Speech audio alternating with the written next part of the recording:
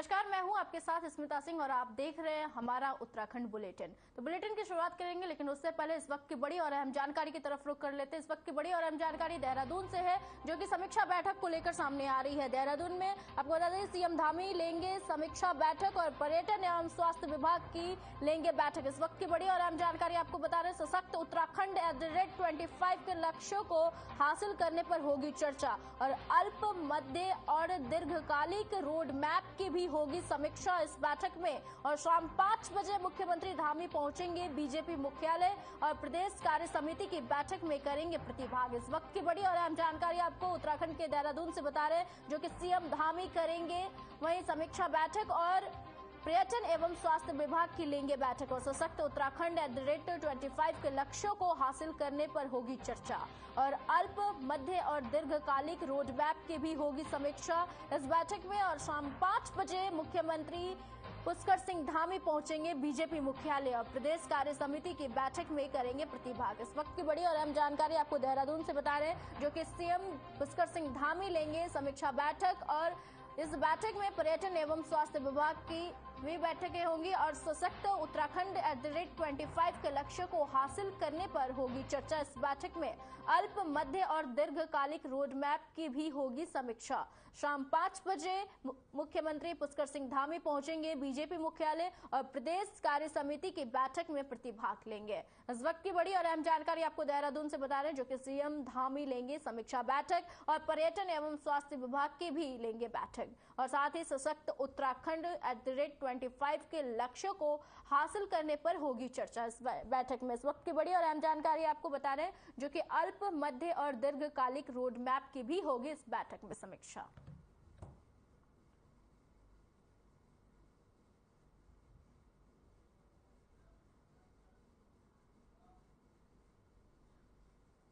देहरादून में प्रदेश कार्य समिति की 2 दिवसीय बैठक शुक्रवार से देहरादून में होगी, जिसमें 30 मई से प्रारंभ होने वाली पार्टी के महाजनसंपर्क अभियान की रूपरेखा को अंतिम रूप देने के साथ ही इसके लिए जिम्मेदारियां भी दी जाएगी। और बीजेपी प्रदेश अध्यक्ष भट्ट ने यह जानकारी देते हुए बताया कि शुक्रवार को पार्टी पदाधिकारी बैठक होगी और जिसमें प्रस्तावित किए गए कार्यक्रमों के संबंध में अगले दिन कार्य समिति अपनी मोहर लगाएगी। साथ ही महाजनसंपर्क अभियान के प्रभारी तरुण चुग ने उत्तराखंड बीजेपी प्रभारी दुष्यंत गौतम और राष्ट्रीय उपाध्यक्ष और प्रदेश सह प्रभारी रेखा वर्मा समेत कई लोग मौजूद रहेंगे।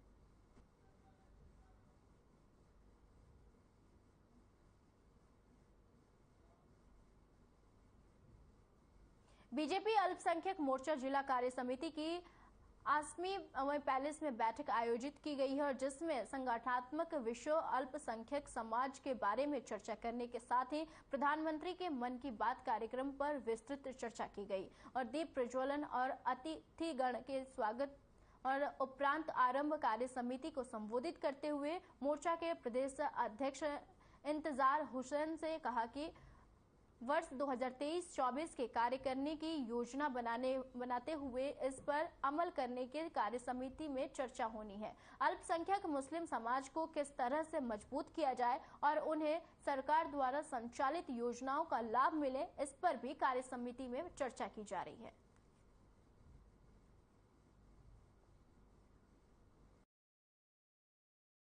उपस्थित हो गए हैं जिले के भारतीय जनता पार्टी अल्पसंख्यक मोर्चे की जिला कार्य समिति आज काशीपुर में संपन्न हो रही है और इसको लेकर मैं अपने अल्पसंख्यक मोर्चे के जिला अध्यक्ष रिजवान जी को बहुत बहुत बधाई और बहुत बहुत शुभकामनाएं देता हूं।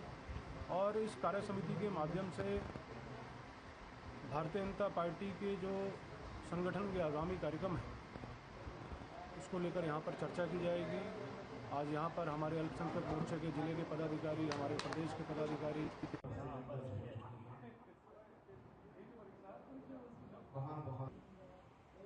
हमारे बीच में उपस्थित हो गए हैं जिले के भारतीय जनता पार्टी शुरू करते हुए मैं दीप प्रज्वलन के लिए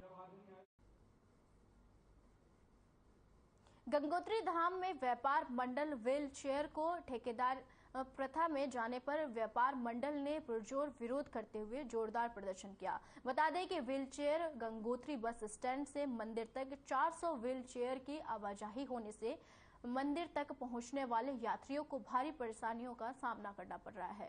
और गंगोत्री धाम बस स्टैंड से मंदिर तक की दूरी 400 मीटर की पैदल मार्ग है, जिसकी चौड़ाई वहीं 5 फुट चौड़ाई है। और आपको बता दें, यात्रियों का आना जाना और साथ में ही 400 व्हील चेयर मजदूरों और वहीं आपको बता दें मजदूरों को काम पर लगा रखा है। और ऐसे में गंगोत्री बस स्टैंड से मंदिर तक आवाजाही कैसे हो पाएगी, जिसको लेकर नगर पंचायत पर बड़े सवाल खड़े हो रहे हैं।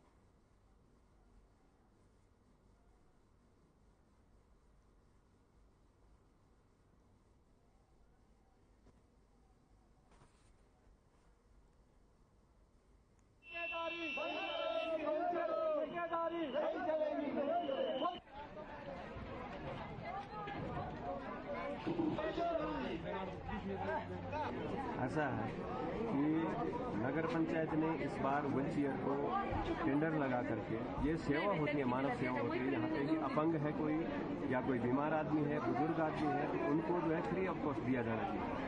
लेकिन व्हीलचेयर का टेंडर डाल के इन्होंने जो है एक नई परंपरा यहाँ पे ठेकेदारी प्रथा को बना करके, और व्हीलचेयर एक ट्रांसपोर्ट हो गया। वहाँ पर यात्री मजबूरी से नहीं, शौक से बैठ रहा है और सारे फैमिली लेकर के उसमें फोटोग्राफी कर रहे हैं। गंगोत्री में पार्किंग से लेके मंदिर तक एक पैदल रास्ता तय करना पड़ता है।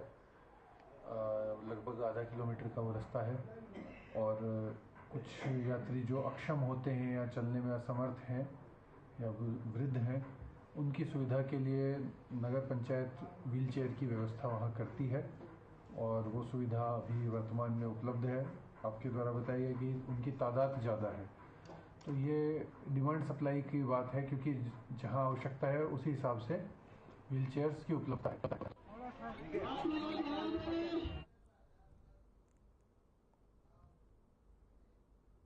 भारतीय वायुसेना के विशेष विमान से सूडान में फंसे नागरिकों को दिल्ली लाया गया है और इसमें उत्तराखंड के 2 निवासी अनिल कुमार और अमित कुमार भी हैं। बता दें कि मुख्यमंत्री पुष्कर सिंह धामी के निर्देश पर इनके स्थान देहरादून और हल्द्वानी जाने की व्यवस्था की गई है और जिस पर दोनों लोगों ने प्रदेश के मुख्यमंत्री पुष्कर सिंह धामी का आभार व्यक्त किया है। बता दें कि अब तक सूडान में से उत्तराखंड के 30 नागरिक वापस आ चुके हैं। बहुत बहुत धन्यवाद श्री भारत सरकार का, जिन्होंने हमें सूडान से यहाँ पर सकुशल लाया है।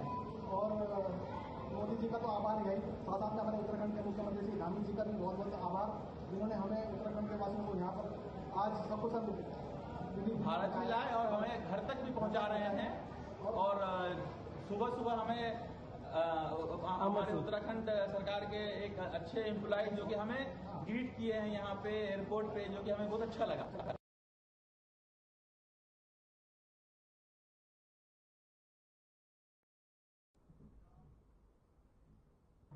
हरिद्वार जिले के पेंटागन मॉल द्वारा एनजीटी के नियमों की ध्वजियां उड़ाई जा रही है और जिसमें सिडकुल प्रशासन बिल्कुल बेखबर है। और बता दें कि बड़े संस्थान द्वारा बनाए गए इस मॉल में वही हाइफन होटल के द्वारा ग्रीन बेल्ट पर कब्जा किया गया है और मीडिया के द्वारा जब ग्रीन बेल्ट को लेकर मॉल मैनेजमेंट के अधिकारियों से सवाल किया गया तो वह ये खाना पूर्ति करते हुए नजर आए। बता दें कि सिडकुल प्रशासन को सिडकुल में बनी फैक्ट्री और पेंटागन मॉल में ग्रीन बेल्ट के कब्जे को लेकर कई बार शिकायत की जा चुकी है, लेकिन अभी तक इस पर कोई कार्रवाई नहीं हुई है।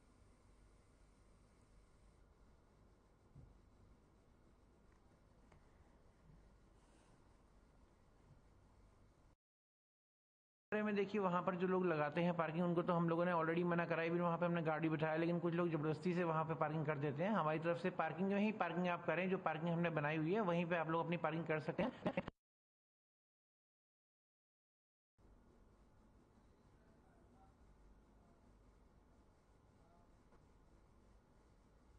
खबर उत्तराखंड के विकास नगर से है, जहां सरकारी प्राइमरी प्राथमिक विद्यालय के प्रिंसिपल पर स्कूल में पढ़ने वाले 9 साल के मासूम बच्चे के माता-पिता ने नजदीकी पुलिस चौकी में तहरीर देकर बताया कि बच्चे के पास चार्ट न होने की वजह से विद्यालय के प्रिंसिपल ने मासूम बच्चे को बेरहमी से पीटा है। और मासूम बच्चे की मां ने मीडिया से बात करते हुए बताया कि बच्चा जब सहमा हुआ, डरा हुआ आया तो स्कूल में जाकर जानकारी लेने गई तो प्रिंसिपल द्वारा हमारे साथ दुर्व्यवहार करते हुए कहा गया है कि बच्चे का नाम स्कूल से काट दिया गया है और स्कूल आने की कोई जरूरत नहीं है, जिसकी लिखित शिकायत नजदीकी पुलिस चौकी में दर्ज कराई गई है और मार पिटाई के मामले की जांच चौकी प्रभारी रजनीश कुमार द्वारा की जा रही है। और इसी दौरान मामले पर खंड शिक्षा अधिकारी वीपी सिंह ने जानकारी ली और बताया कि शिकायत प्राप्त हुई है और उच्च अधिकारियों के दिशा निर्देश अनुसार मामले की जांच की जा रही है।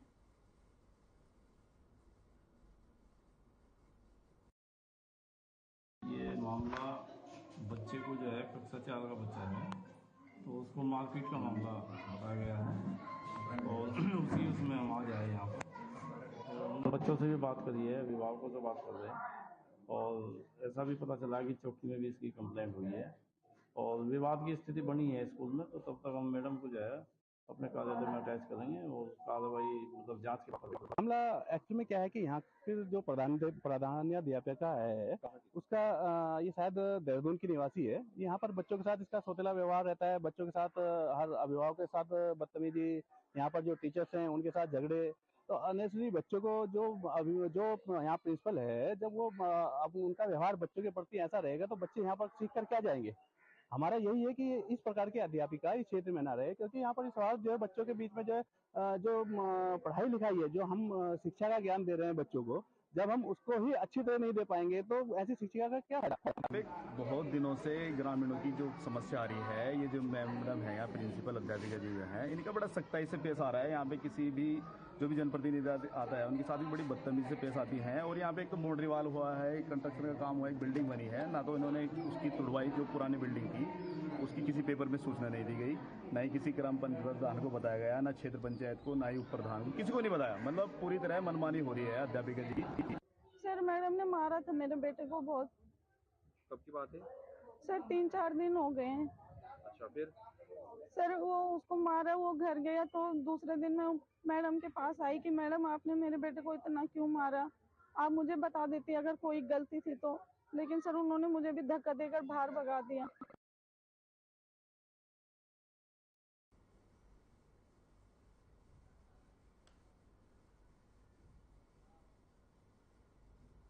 हरिद्वार में हिल बाईपास मार्ग पर राजाजी टाइगर रिजर्व में पुलिस और बाइक सवार 2 चैन स्नैचर की जबरदस्त मुठभेड़ हो गई और इस मुठभेड़ में आरोपियों ने पुलिस पर गोलियां चला दी और जिसके जवाब में पुलिस को भी कार्रवाई करनी पड़ी। और मुठभेड़ के दौरान यूपी के शाहजहांपुर निवासी चैन स्नैचर मोहित के पैर में गोली लगी, जिसे घायल अवस्था में जिला अस्पताल में भर्ती कराया गया है। दिन दहाड़े इस मुठभेड़ की सूचना से शहर में हड़कंप मच गया है और मौके पर पहुंचे एसएसपी समेत आला अधिकारियों ने घटना की जानकारी ली।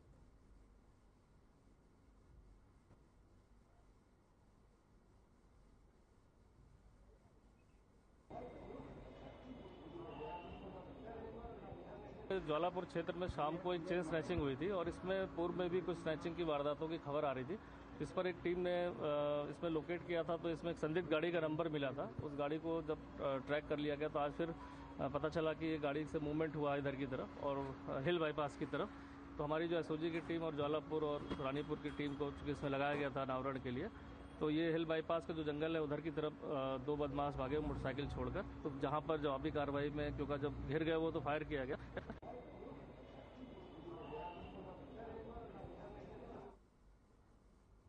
हरिद्वार जिले में सोशल मीडिया पर एक वीडियो तेजी से वायरल हो रहा है और बता दें कि पुलिस के लगातार कार्रवाई करने के बाद भी नुमाइश करने वाले अपनी हरकतों से बाज नहीं आ रहे हैं। सोशल मीडिया पर कोई हथियारों से फायरिंग कर रहा है तो कोई हथियारों के साथ अपनी फोटो खिंचवाकर सोशल मीडिया पर अपलोड कर रहा है। ताजा मामला जिले के ज्वालापुर कोतवाली क्षेत्र के सामने आया है, जहां सोशल मीडिया पर एक ही युवक के 3 अलग अलग वीडियो तेजी से वायरल हो रहे हैं। इस वीडियो में युवक हवाई फायरिंग करता दिखाई दे रहा है।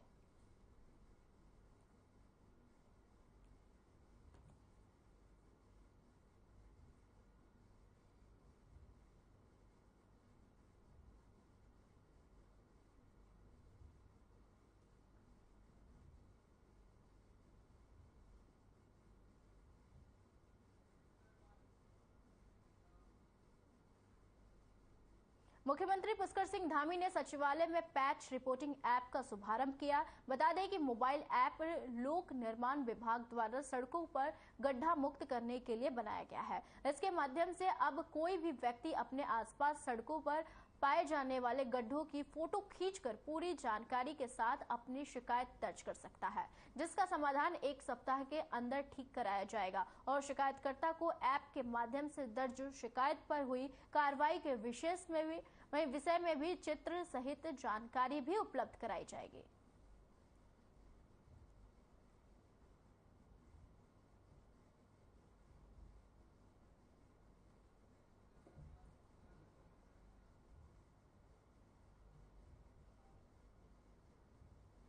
मुरादाबाद में बीजेपी अल्पसंख्यक मोर्चा जिला कार्य समिति की बैठक आयोजित की गई है, जिसमें संगठनात्मक विषयों और अल्पसंख्यक समाज के बारे में चर्चा करने के साथ ही प्रधानमंत्री के मन की बात कार्यक्रम पर विस्तृत चर्चा की गई। साथ ही दीप प्रज्वलन और अतिथि गण के स्वागत करने के बाद कार्य समिति को संबोधित करते हुए मोर्चा के प्रदेश अध्यक्ष इंतजार हुसैन ने कहा कि वर्ष 2023 और 2024 में कार्य करने की योजना बनाते हुए इस पर अमल करने के लिए कार्य समिति में चर्चा होनी है।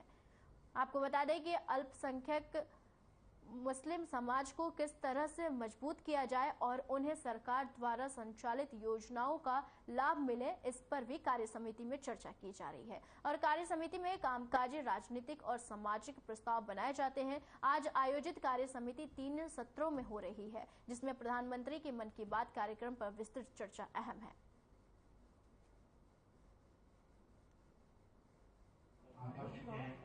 भारतीय जनता पार्टी अल्पसंख्यक मोर्चे की जिला कार्य समिति आज काशीपुर में संपन्न हो रही है और उसको लेकर मैं अपने अल्पसंख्यक मोर्चे के जिला अध्यक्ष रिजवान जी को बहुत बहुत बधाई और बहुत बहुत शुभकामनाएं देता हूं।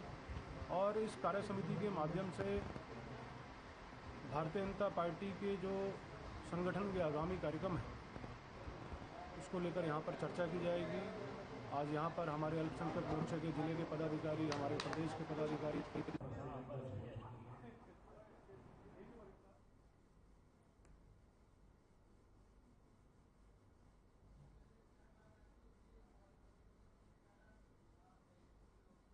जिलाधिकारी की अध्यक्षता में कलेक्ट्रेट में जनपदीय सड़क सुरक्षा समिति की बैठक आयोजित की गई और बैठक में जिला अधिकारी डॉक्टर आशीष चौहान ने जिले में सड़क सुरक्षा सुनिश्चित करने के लिए अधिकारियों को आवश्यक कार्रवाई करने के निर्देश दिए। वाहन दुर्घटनाओं पर अंकुश लगाने को लेकर जिलाधिकारी ने सीओ, एसडीएम और परिवहन विभाग को समय समय पर चेकिंग अभियान चलाते हुए ड्रिंक एंड ड्राइव के मामलों पर सख्ती से कार्रवाई करते हुए चालानी कार्रवाई में भी तेजी लाने के निर्देश दिए हैं। साथ ही जनपद में फिटनेस वर्कशॉप में गाड़ियों की हो रही फिटनेस को भी जानकारी उपलब्ध कराने के निर्देश परिवहन विभाग को दिए गए हैं।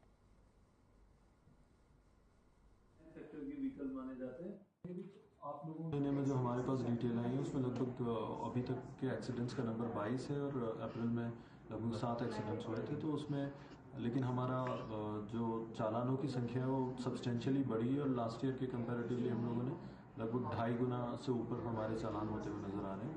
और शराब के चालानों की संख्या भी हम लोगों ने बढ़ाई है। फर्दर भी मैंने यही टारगेट दिया है कि जल्दी से जल्दी शराब के चालानों को बढ़ाया जाए और हमारा क्रैश बैरियर का अप्रैल मंथ का लगभग 1400 मीटर की प्रोग्रेस हमें और मिली है। 2 ही एक्सीडेंट है, एक ट्रक का और एक टैक्सी का, जो कि ऑर्गेनाइज सेक्टर के व्हीकल माने जाते हैं। मामला दिनेशपुर थाना क्षेत्र के कालीनगर का है, जहां एक व्यक्ति ने थाने में अपने नाबालिग बेटी की गुमशुदगी की आज से 14 दिन पहले पुलिस के समक्ष तहरीर दी थी और पुलिस ने गुमशुदगी का रिपोर्ट दर्ज कर ली थी और पुलिस मुकदमे की सूचना पर छानबीन शुरू करते हुए लड़की को एक युवक के साथ रामपुर से बरामद किया है। आरोपी कालीनगर गांव के ही निवासी है और पहले से ही शादीशुदा है और वहीं पुलिस ने कार्रवाई करते हुए युवक को हिरासत में लेकर पीड़िता के बयान पर कार्रवाई करते हुए पोक्सो एक्ट के तहत मामला दर्ज कर जेल भेज दिया है। और मामले पर थानाध्यक्ष अनिल उपाध्याय ने बताया है कि नाबालिग लड़की के बयान के आधार पर मुकदमा दर्ज कर लिया गया है और अभियुक्तों को पोक्सो एक्ट के तहत आईपीसी के विभिन्न धाराओं में न्यायालय के समक्ष पेश किया जा रहा है।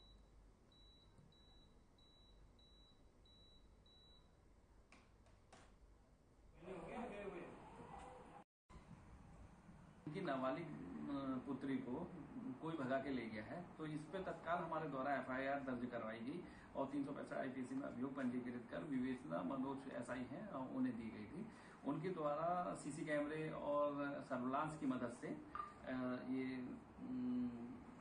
अभियुक्त कालीदास पुत्र स्वर्गीय ललित सरकार निवासी कालीनगर थाना दिनेशपुर जिला उधम सिंह नगर को में बालिका के गिरफ्तार किया गया है और बालिका के जो बयान दर्ज करें तो उसके हिसाब से 363, 366 और 376 और 5/6 पोक्सो एक्ट की धारा की बढ़ोतरी करते हुए विवेचना की गई है।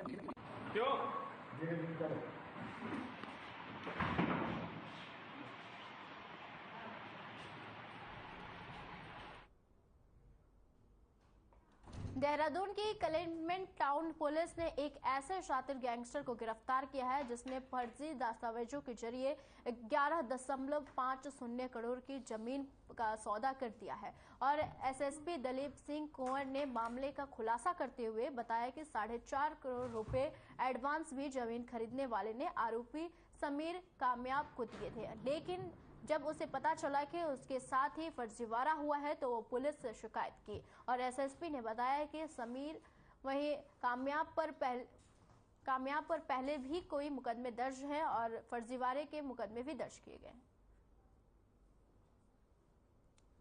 कोई वारिस है नहीं। DK मित्तल और मुझे धर्मपति समिति स्वर्गीय समिति सुशीला मित्तल, उनके नाम पर जो है एक 3 बीघा का जमीन है एलिमेंट टाउन टाउन क्षेत्र में सालनपुर लोकेशन है और बहुत प्राइम लोकेशन पर है। इस जमीन को की खरीदारी को लेकर के इसको फर्जीवाड़ा तरीके से बेचने को लेकर के एक समीर कामयाब नाम का व्यक्ति है जिसने कि इसको फर्जी कागजात तैयार किए और इस जमीन को बेचने में जो है अशोक अग्रवाल है इलेक्ट्रॉन जुड़ा सिद्ध कराने वाला है। उसने जब उसको जानकारी मिली गई तैयार देने पर अन्य लोगों के माध्यम से जिसने जो है मफाया लिखवाया। उत्तराखंड बुलेटिन में फिलहाल के लिए इतना ही। मुझे दीजिए इजाजत। नमस्कार।